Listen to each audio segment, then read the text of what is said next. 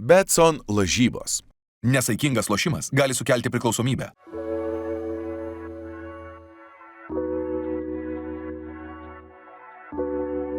You played in a couple of strong basketball cultures like French, Turkish, Spanish, German.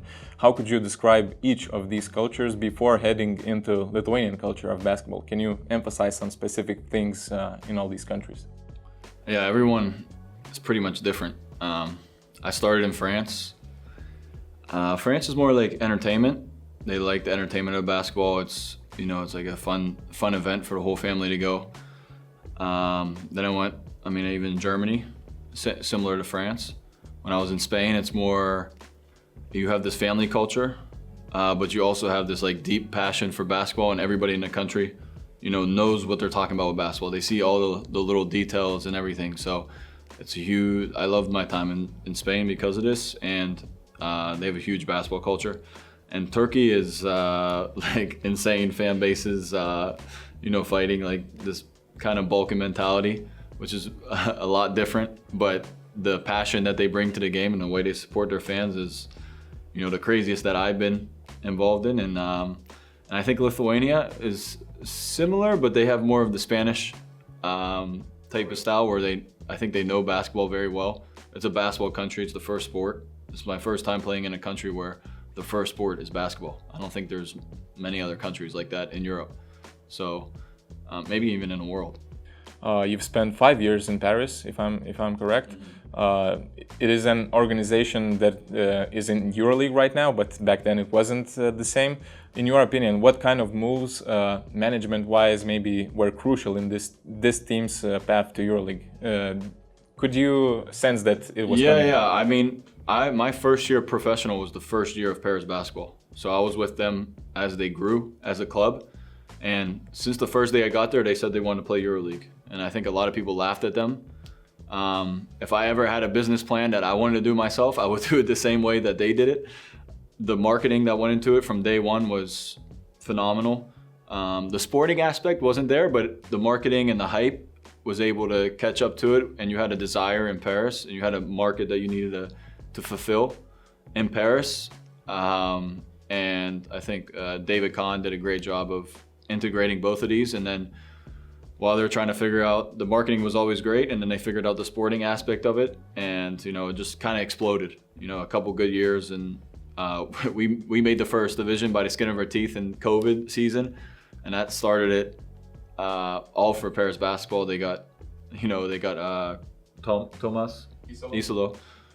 He's an amazing coach and was able to bring his guys in there and put them into the EuroLeague, and they're able to sustain something incredible last year in EuroLeague. So from a business standpoint, and the way they were able to develop a fan base, I think that's the hardest thing to do, is get people to care about a team that didn't even exist. So they were able to fulfill that within 6 to 7 years is pretty remarkable. And it's like a teaching lesson of how to create a sports franchise from nothing. So I think that was the cool thing to be a part of, that to kind of learn, maybe after career or whatever, that how to develop a business product and also a sporting product. And talking about living in Paris for 5 years, some would say that this is a kind of privilege. Are you starting to feel French or a citizen of Paris, at least after that much time in there? Yeah, I always considered Paris right now as my second home, because I kind of assimilated to the culture. In France, I speak French. A lot of things that I do now, I enjoy certain things French. I think every country I go to, I pick up something in that country and I bring it with me, something that I like. But I was in France for 5 years, and I still have some of my closest friends are from Paris and outside of France. And, when I go back there, I have 100 people to see, just because, I created lasting relationships there. So. And what about Sylvainu Francisco? He must be your good buddy. Yeah, we played together for 2 years. He came at the beginning of the project too, a little bit later, and back then he was just as amazing as he is now, just a little bit younger, a little bit more immature, but he was a great player then, and he became an even greater player. If you look at how many players came through Paris basketball and grew up and made it to a high level, there's a lot of us, you know. And there's a lot, even guys in the NBA that were drafted, young prospects. So it's cool to see everybody else doing well. Judging by your Instagram stories, you are a coffee guy, big coffee guy. Big coffee guy, yeah. Yeah. So what kind of coffee do you drink usually, and how important is it in your routine? And you know, how can you rate Lithuanian cafes so far? Lithuanian cafe is very good, very consistent.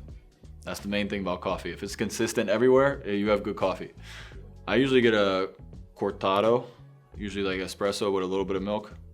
I'll drink 3 or 4 a day, but I mean, coffee is nice because in Europe, you always could find great coffee shops. And when you're switching countries and moving around the countries, you know, you can't, there's not something always is stable in this when you could go to a coffee shop, relax, and just, you know, decompress. And I think that's the main thing about the reason why I love coffee is because it's the same everywhere. And one statistical aspect that you stand out in is steals, definitely. So what is your secret to that? Can you develop this skill in a certain way, or is it just your sense of I honestly have no idea how that happened. That was, you know, I think Euro Cup, we played very aggressive last year as a team.